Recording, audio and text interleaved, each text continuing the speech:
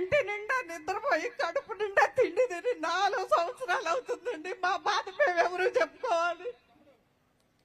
మేము దొరకకుడికి వెళ్తుంటే జుట్టు పట్టుకొని మమ్మల్ని కింద పడేసి ఈడ్చి మీరు ఎంత తీసుకొని వచ్చారు? 500 తీసుకున్నారు.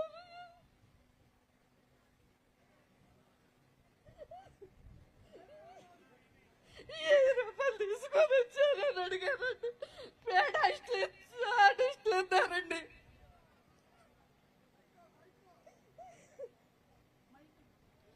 మేము పేడ ఇష్టలు కాదండి, భూమి తల్లి బిడ్డలు.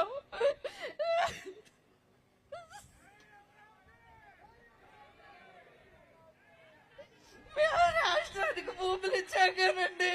మేము పేడ ఇష్టలాగా 500 రూపాయలు తీసుకొని మేము రాలేదండి.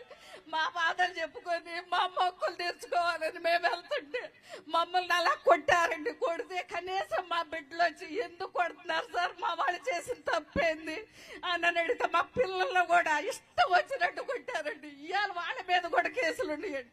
కనీసం వాడు ఎక్కడికైనా వెళ్ళి చదువుకునే అవకాశాలు లేకుండా, పొరుగు రాష్ట్రాలకు వెళ్తే ఇది లేకుండా మా మీద ఎన్ని కేసులండి. మేమేం తప్పు చేసాం? మేమేమన్నా లక్షలు లేదా, లేకపోతే మేమేమన్నా దొంగలమా? చెప్పండి సార్, మేము ఏం చేసాం? మేము రాష్ట్రం కోసం భూములు ఇంటివైనా మేము చేసిన తప్పు